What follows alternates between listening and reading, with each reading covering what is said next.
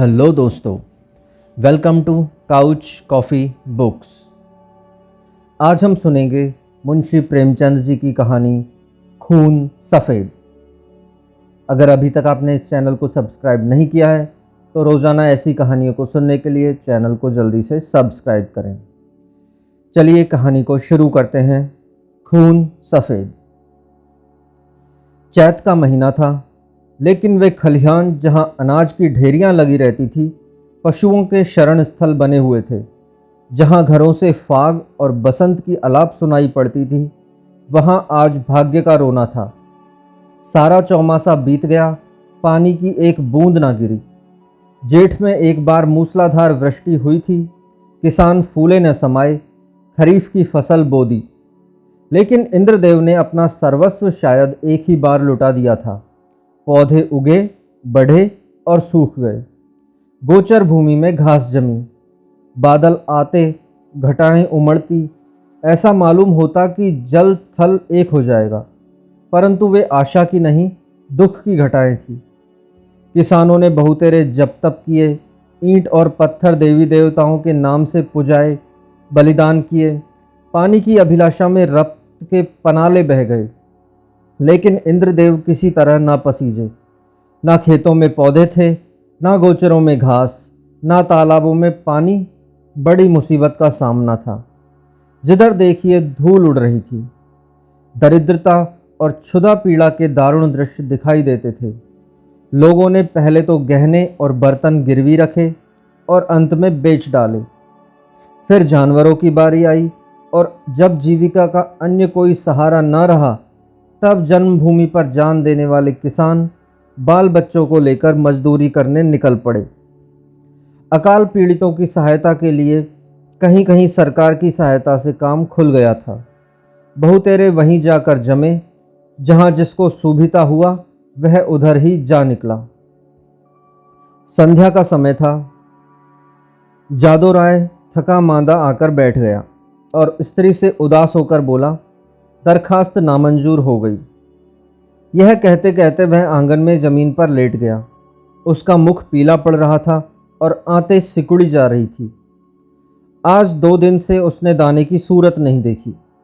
घर में जो कुछ विभूति थी, गहने, कपड़े, बर्तन, भांडे, सब पेट में समा गए।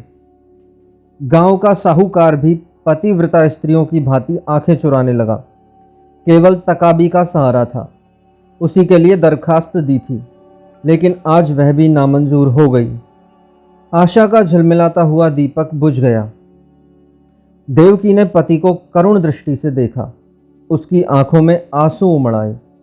पति दिन भर का थका मांदा घर आया है, उसे क्या खिलावे। लज्जा के मारे वह हाथ पैर धोने के लिए पानी भी न लाई। जब हाथ पैर धोकर आशा भरी चितवन से वह उसकी ओर देखेगा, तब वह उसे क्या खाने को देगी। उसने आज कई दिन से दाने की सूरत नहीं देखी थी, लेकिन इस समय उसे जो दुख हुआ वह क्षुधा तुरता के कष्ट से कई गुना अधिक था। स्त्री घर की लक्ष्मी है। घर के प्राणियों को खिलाना पिलाना वह अपना कर्तव्य समझती है, और चाहे यह उसका अन्याय ही क्यों न हो, लेकिन अपनी दीनहीन दशा पर जो मानसिक वेदना उसे होती है वह पुरुषों को नहीं हो सकती। हठात उसका बच्चा साधो नींद से चौंका और मिठाई के लालच में आकर वह बाप से लिपट गया। इस बच्चे ने आज प्रातःकाल चने की रोटी का एक टुकड़ा खाया था और तब से कई बार उठा और कई बार रोते रोते सो गया। 4 वर्ष का नादान बच्चा, उसे वर्षा और मिठाइयों में कोई संबंध नहीं दिखाई देता था। जादो राय ने उसे गोद में उठा लिया। उसकी ओर दुख भरी दृष्टि से देखा। गर्दन झुक गई और हृदय पीड़ा आंखों में न समा सकी। दूसरे दिन यह परिवार भी घर से बाहर निकला। जिस तरह पुरुषों के चित्त से अभिमान और स्त्री की आंख से लज्जा नहीं निकलती, उसी तरह अपनी मेहनत से रोटी कमाने वाला किसान भी मजदूरी की खोज में घर से बाहर नहीं निकलता। लेकिन हाँ, पापी पेट, तू सब कुछ कर सकता है। मान और अभिमान, ग्लानि और लज्जा, ये सब चमकते हुए तारे तेरी काली घटाओं में छिप जाते हैं। प्रभात का समय था। वे दोनों विपत्ति के सताए घर से निकले। जादो राय ने लड़के को पीठ पर लिया। देवकी ने फटे पुराने कपड़ों की वह गठरी सिर पर रखी जिस पर विपत्ति को भी तरस आता। दोनों की आंखें आंसुओं से भरी थी। देवकी रोती थी, जादू राय चुपचाप था। गांव के दो चार आदमियों से रास्ते में भेंट भी हुई, किंतु किसी ने इतना भी न पूछा कि कहाँ जाते हो। किसी के हृदय में सहानुभूति का वास न था। जब ये लोग लालगंज पहुंचे, उस समय सूर्य ठीक सिर पर था। देखा, मीलों तक आदमी ही आदमी दिखाई देते थे, लेकिन हर चेहरे पर दीनता और दुख के चिन्ह झलक रहे थे। बैसाख की जलती हुई धूप थी। आग के झोंके जोर जोर से हरहराते हुए चल रहे थे। ऐसे समय में हड्डियों के अगणित ढांचे, जिनके शरीर पर किसी प्रकार का कपड़ा न था, मिट्टी खोदने में लगे हुए थे। मानो वह मरघट भूमि थी जहां मुर्दे अपनी हाथों अपनी कब्रें खोद रहे थे। बूढ़े और जवान, मर्द और बच्चे, सब के सब ऐसे निराश और विवश होकर काम में लगे हुए थे मानो मृत्यु और भूख उसके सामने बैठी घूर रही है। इस आफत में न कोई किसी का मित्र था, न हितु। दया, सहृदयता और प्रेम ये सब मानवीय भाव हैं, किंतु कर्ता मनुष्य है। प्रकृति ने हमको केवल एक भाव प्रदान किया है और वह स्वार्थ है। मानवीय भाव बहुधा कपटी मित्रों की भांति हमारा साथ छोड़ देते हैं, पर यह ईश्वर प्रदत्त गुण कभी हमारा गला नहीं छोड़ता। 8 दिन बीत गए थे। संध्या समय काम समाप्त हो चुका था। डेरे से कुछ दूर आम का एक बाग था। वहीं एक पेड़ के नीचे जादू राय और देवकी बैठी हुई थी। दोनों ऐसे कृश हो रहे थे कि उनकी सूरत नहीं पहचानी जाती थी। अब वह स्वाधीन कृषक नहीं रहे। समय के हेर फेर से आज दोनों मजदूर बने बैठे हैं। जादू राय ने बच्चे को जमीन पर सुला दिया। उसे कई दिन से बुखार आ रहा है। कमल सा चेहरा मुरझा गया। देवकी ने धीरे से हिलाकर कहा, बेटा आंखें खोलो, देखो सांझ हो गई।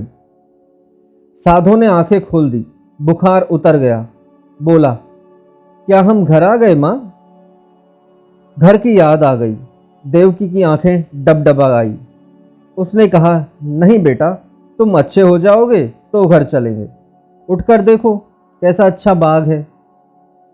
साधो माँ के हाथों के सहारे उठा और बोला, माँ मुझे बड़ी भूख लगी है, लेकिन तुम्हारे पास तो कुछ नहीं है, मुझे क्या खाने को दोगी?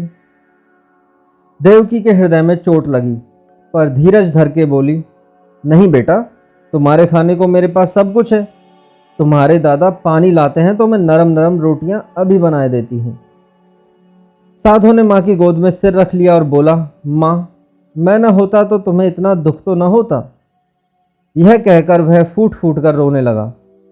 यह वही बेसमझ बच्चा है जो 2 सप्ताह पहले मिठाइयों के लिए दुनिया सिर पर उठा लेता था। दुख और चिंता ने कैसा अनर्थ कर दिया है। यह विपत्ति का फल है। कितना दुखपूर्ण, कितना करुणाजनक व्यापार है। इसी बीच में कई आदमी लालटेन लिए हुए वहां आए। फिर गाड़ियां आई। उन पर डेरे और खेमे लदे हुए थे। दम के दम वहां खेमे गड़ गए। सारे बाग में चहल पहल नजर आने लगी। देवकी रोटियां सेक रही थी। साधो धीरे धीरे उठा और आश्चर्य से देखता हुआ एक डेरे के नजदीक जाकर खड़ा हो गया। पादरी मोहनदास खेमे से बाहर निकले तो साधो उन्हें खड़ा दिखाई दिया। उसकी सूरत पर उन्हें तरस आ गया। प्रेम की नदी उमड़ आई। बच्चे को गोद में लेकर खेमे में एक गद्देदार कोच पर बिठा दिया और तब उसे बिस्कुट और केले खाने को दिए। लड़के ने अपनी जिंदगी में इन स्वादिष्ट चीज़ों को कभी न देखा। बुखार की बेचैन करने वाली भूख अलग मार रही थी। उसने खूब मन भर खाया और तब कृतज्ञ नेत्रों से देखते हुए पादरी साहब के पास जाकर बोला, तुम हमको रोज ऐसी चीज़ें खिलाओगे? पादरी साहब इस भोलेपन पर मुस्कुरा के बोले, मेरे पास इससे भी अच्छी अच्छी चीज़ें हैं। इस पर साधु राय ने कहा, अब मैं रोज़ तुम्हारे पास आऊँगा। माँ के पास ऐसी अच्छी चीज़ें कहाँ, वह तो मुझे चने की रोटियां खिलाती है। उधर देवकी ने रोटियां बनाई और साधो को पुकारने लगी। साधो ने माँ के पास जाकर कहा, मुझे साहब ने अच्छी अच्छी चीज़ें खाने को दी हैं, साहब बड़े अच्छे हैं। देवकी ने कहा, मैंने तुम्हारे लिए नरम नरम रोटियां बनाई हैं, आओ तुम्हें खिलाऊं। साधो बोला, अब मैं ना खाऊंगा। साहब कहते थे कि मैं तुम्हें रोज़ अच्छी अच्छी चीज़ें खिलाऊंगा। मैं अब उनके साथ रहा करूंगा। माँ ने समझा कि लड़का हंसी कर रहा था। उसे छाती से लगाकर बोली, क्यों बेटा, हमको भूल जाओगे? देखो मैं तुम्हें कितना प्यार करती हूँ। साधु तुतलाकर बोला, तुम तो मुझे रोज चने की रोटियां दिया करती हो, तुम्हारे पास तो कुछ नहीं है। साहब मुझे केले और आम खिलाएंगे। यह कहकर वह फिर खेमे की ओर भागा और रात को वहीं सो रहा। पादरी मोहन का पड़ाव वहां 3 दिन रहा। साधु दिन भर उन्हीं के पास रहता। साहब ने उसे मीठी दवाइयां दी, उसका बुखार जाता रहा। वह भोले भाले किसान यह देखकर साहब को आशीर्वाद देने लगे। लड़का भला चंगा हो गया और आराम से है। साहब को परमात्मा सुखी रखे। उन्होंने बच्चे की जान रख ली। चौथे दिन रात को ही वहीं से पादरी साहब ने कूच किया। सुबह को जब देवकी उठी तो साधु का वहां पता न था। उसने समझा कहीं टपके ढूंढने गया होगा, किंतु थोड़ी देर देखकर उसने जादू राय से कहा, लल्लू यहाँ नहीं है। उसने भी यही कहा, यहीं कहीं टपके ढूंढता होगा। लेकिन जब सूरज निकल आया और काम पर चलने का वक्त हुआ, तब जादू राय को कुछ संशय हुआ। उसने कहा, तुम यहीं बैठी रहना, मैं अभी उसे लिए आता हूँ। जादू राय ने आसपास के सब बागों को छान डाला और अंत में जब 10 बज गए तो निराश लौट आया। साधु न मिला। यह देखकर देवी डाढ़े मार कर रोने लगी। फिर दोनों अपने लाल की तलाश में निकले। अनेक विचार चित्त में आने जाने लगे। देवकी को पूरा विश्वास था कि साहब ने उस पर कोई मंत्र डालकर वश में कर लिया, लेकिन जादू को इस कल्पना के मान लेने में कुछ संदेह था। बच्चा इतनी दूर अनजान रास्ते पर अकेले नहीं आ सकता। फिर दोनों गाड़ी के पहिए और घोड़ों की टापों के निशान देखते चले जाते थे, यहाँ तक कि वे एक सड़क पर आ पहुंचे। वहां गाड़ी के बहुत से निशान थे। उस विशेष लीक की पहचान न हो सकती थी। घोड़े के टाप भी एक झाड़ी की तरफ जाकर गायब हो गए। आशा का सहारा टूट गया। दोपहर हो गई थी। दोनों धूप के मारे बेचैन और निराशा से पागल हो रहे थे। वहीं एक वृक्ष की छाया में बैठ गए।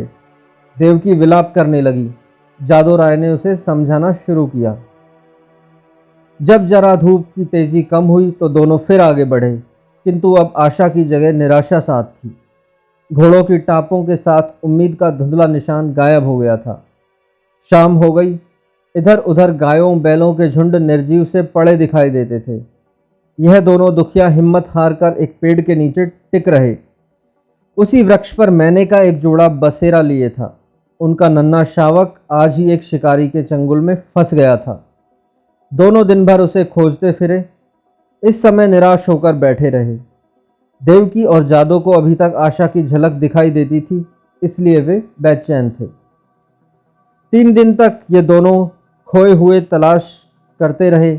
दाने से भेंट नहीं, प्यास से बेचैन होते तो 2-4 घूंट पानी गले के नीचे उतार लेते। आशा की जगह निराशा का सहारा था। दुख और करुणा के सिवाय और कोई वस्तु न थी। किसी बच्चे के पैरों के निशान देखते तो उनके दिलों में आशा तथा भय की लहरें उठने लगती थी, लेकिन प्रत्येक पग उन्हें अभिष्ट स्थान से दूर लिए जाता था। इस घटना को हुए 14 वर्ष बीत गए। इन 14 वर्षों में सारी काया पलट गई। चारों ओर रामराज्य दिखाई देने लगा। इंद्रदेव ने कभी उस तरह अपनी निर्दयता न दिखाई और न जमीन ने ही। उमड़ी हुई नदियों की तरह अनाज से ढेकियां भर चली। उजड़े हुए गांव बस गए। मजदूर किसान बन बैठे और किसान जायदाद की तलाश में नजरें दौड़ाने लगे। वही चैत के दिन थे। खलिहानों में अनाज के पहाड़ खड़े थे। भाट और भिखमंगे किसानों की बढ़ती के तराने गा रहे थे। सुनारों के दरवाजे पर सारे दिन और आधी रात तक ग्राहकों का जमघट बना रहता था। दर्जी को सिर उठाने की फुर्सत न थी। इधर उधर दरवाजों पर घोड़े हिनहिना रहे थे। देवी के पुजारियों को अजीर्ण हो रहा था।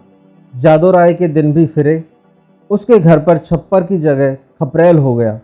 दरवाजों पर अच्छे बैलों की जोड़ी बंधी हुई है। वह अब अपनी बहली पर सवार होकर बाजार जाया करता है। उसका बदन अब उतना सुडौल नहीं है। पेट पर इस सुदशा का विशेष प्रभाव पड़ा है और बाल भी सफ़ेद हो चले हैं। देवकी की गिनती भी गांव की बूढ़ी औरतों में होने लगी है। व्यवहारिक बातों में उसकी बड़ी पूंछ हुआ करती है। जब वह किसी पड़ोसिन के घर जाती है तो वहाँ की बहुएं भय के मारे थरथराने लगती हैं। उसके कटु वाक्य, तीव्र आलोचना की सारी गांव में धाक बंधी हुई है। महीन कपड़े अब उसे अच्छे नहीं लगते, लेकिन गहनों के बारे में वह उतनी उदासीन नहीं है। उसके जीवन का दूसरा भाग इससे कम उज्जवल नहीं। उनकी 2 संतानें हैं। लड़का माधो सिंह अब खेती बाड़ी के काम में बाप की मदद करता है। लड़की का नाम शिव गौरी है। वह भी माँ को चक्की पीसने में सहायता दिया करती है और खूब गाती है। बर्तन धोना उसे पसंद नहीं, लेकिन चौका लगाने में निपुण है। गुड़ियों के ब्याह करने में उसका जी कभी नहीं भरता। आए दिन गुड़ियों के विवाह होते रहते हैं। हाँ, इसमें किफ़ायत का पूरा ध्यान रहता है। खोए हुए साधो की याद अभी तक बाकी है। उसकी चर्चा नित्य हुआ करती है और फिर कभी बिना रुलाए नहीं रहती। देवकी कभी कभी सारे दिन उस लाडले बेटे की सुध में अधीर रहा करती है। सांझ हो गई थी। बैल दिन भर के थके मांदे सिर झुकाए चले आते थे। पुजारी ने ठाकुर द्वारे में घंटा बजाना शुरू किया। आजकल फसल के दिन है, रोज पूजा होती है। जादो राय खाट पर बैठे नारियल पी रहे हैं। शिवगौरी रास्ते में खड़ी उन बैलों को कोस रही थी जो उसके भूमिस्थ विशाल भवन का निरादर करके उसे रौंदते चले जाते थे। घड़ियाल और घंटे की आवाज़ सुनते ही जादो राय भगवान का चरणामृत लेने के लिए उठे ही थे कि उन्हें अकस्मात एक नवयुवक दिखाई पड़ा, जो भूखते हुए कुत्तों को धुतकारता बाइसिकल को आगे बढ़ाता हुआ चला आ रहा था। उसने उनके चरणों पर अपना सिर रख दिया। जादो राय ने गौर से देखा और तब दोनों एक दूसरे से लिपट गए। माधो भौचक होकर बाइसिकल को देखने लगा। शिवगौरी रोती हुई घर में भागी और देवकी से बोली, दादा को साहब ने पकड़ लिया है। देवकी घबराई हुई बाहर आई। साधो उसे देखते ही उसके पैरों पर गिर पड़ा। देवकी लड़के को छाती से लगाकर रोने लगी। गांव में मर्द, औरतें और बच्चे सब जमा हो गए। मेला सा लग गया। साधो ने अपने माता पिता से कहा, मुझ अभागे से जो कुछ अपराध हुआ हो उसे क्षमा कीजिए।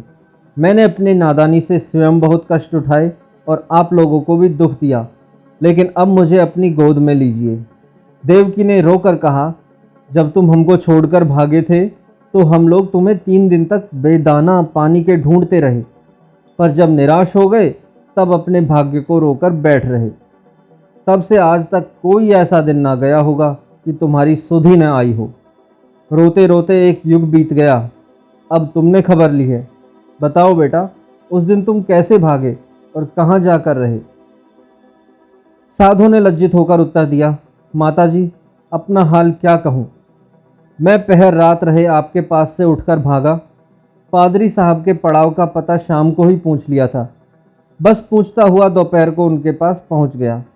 साहब ने मुझे पहले समझाया कि अपने घर लौट जाओ, लेकिन जब मैं किसी तरह राजी ना हुआ तो उन्होंने मुझे पूना भेज दिया। मेरी तरह वहाँ सैकड़ों लड़के थे।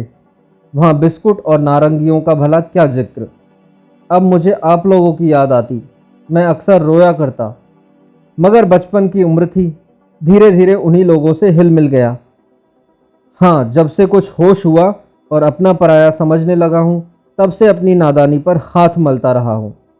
रात दिन आप लोगों की रट लगी हुई थी। आज आप लोगों के आशीर्वाद से यह शुभ दिन देखने को मिला।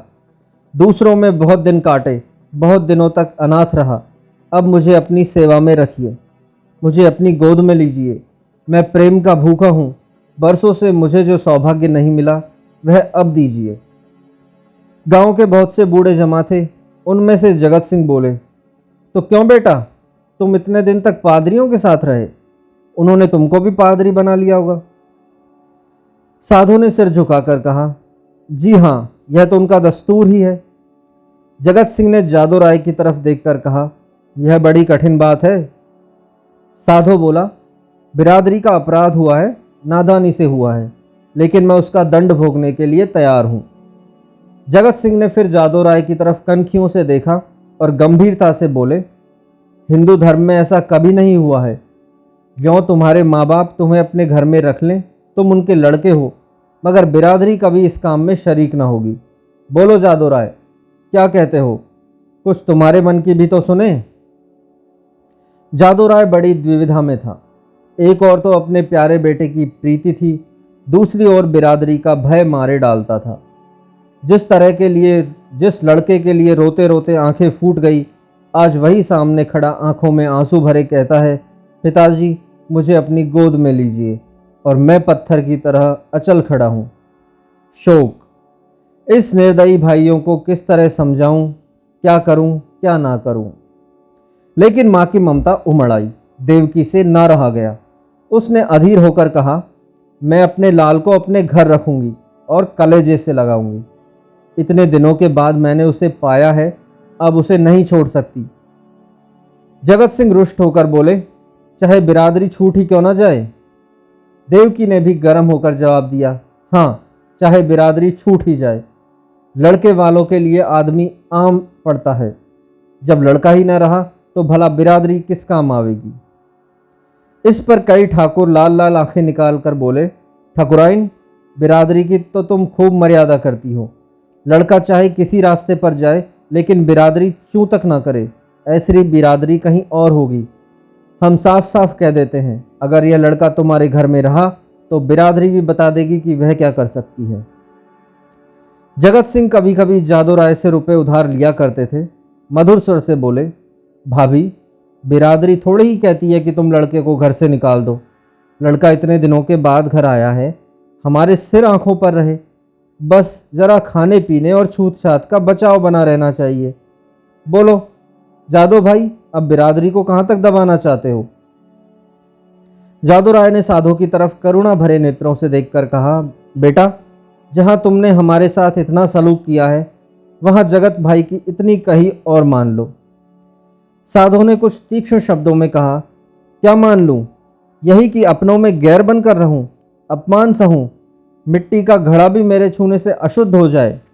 ना यह मेरा किया ना होगा। मैं इतना निर्लज्ज नहीं हूं। जादू राय को पुत्र की यह कठोरता अप्रिय मालूम हुई। वे चाहते थे कि इस वक्त बिरादरी के लोग जमा हैं, उनके सामने किसी तरह समझौता हो जाए, फिर कौन देखता है कि हम उसे किस तरह रखते हैं। चिढ़कर बोले, इतनी बात तो तुम्हें माननी ही पड़ेगी। साधु राय इस रहस्य को न समझ सका। बाप की इस बात में उसे निष्ठुरता की झलक दिखाई पड़ी। बोला, मैं आपका लड़का हूं, आपके लड़के की तरह रहूंगा। आपके प्रेम और भक्ति की प्रेरणा मुझे यहाँ तक लाई है। मैं अपने घर में रहने आया हूँ। अगर यह नहीं तो मेरे लिए इसके सिवा और कोई उपाय नहीं है कि मैं जितना जल्दी हो सके यहाँ से भाग जाऊं। जिनका खून सफ़ेद है उनके बीच में रहना व्यर्थ है। देवकी ने रोकर कहा, लल्लू, मैं तुम्हें अब न जाने दूंगी। साधु की आंखें भर आई, पर मुस्कुराकर बोला, मैं तो तेरी थाली में खाऊंगा। देवकी ने उसे ममता और प्रेम की दृष्टि से देखकर कहा, मैंने तो तुझे छाती से दूध पिलाया है, तू मेरी में थाली में खाएगा तो क्या? मेरा बेटा ही तो है, कोई और तो नहीं हो गया। साधु इन बातों को सुनकर मतवाला हो गया। इनमें कितना स्नेह, कितना अपनापन था।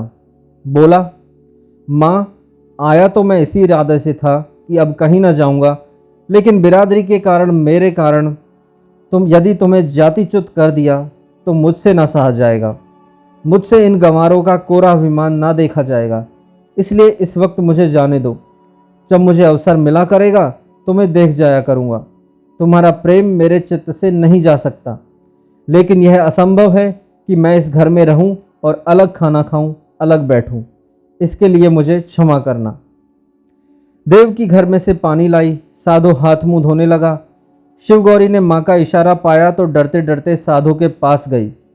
साधु ने आदरतापूर्वक दंडवत की। साधु ने पहले उन दोनों को आश्चर्य से देखा, फिर अपनी माँ को मुस्कुराते देखकर समझ गया। दोनों लड़कों को छाती से लगा लिया और तीनों भाई बहन प्रेम से हंसने खेलने लगे। माँ खड़ी यह दृश्य देखती थी और उमंग से फूली न समाती थी। जलपान करके साधु ने बाइसिकल संभाली और माँ बाप के सामने सिर झुकाकर चल खड़ा हुआ। वहीं जहाँ से तंग होकर आया था, उसी क्षेत्र में जहाँ कोई अपना न था। देवकी फूट फूट कर रो रही थी और जादू राय आंखों में आंसू भरे हृदय में एक ऐंठन सी अनुभव करता हुआ सोचता था, हाय मेरे लाल, तू मुझसे अलग हुआ जाता है। ऐसा योग्य और होनहार लड़का हाथ से निकला जाता है, और केवल इसलिए कि अब हमारा खून सफ़ेद हो गया है। दोस्तों, ये थी मुंशी प्रेमचंद जी की कहानी खून सफ़ेद। अगर आपको कहानी अच्छी लगी और आप रोज़ाना ऐसी कहानियों का आनंद लेना चाहते हैं तो हमारे चैनल को सब्सक्राइब ज़रूर करें। कहानी सुनने के लिए धन्यवाद।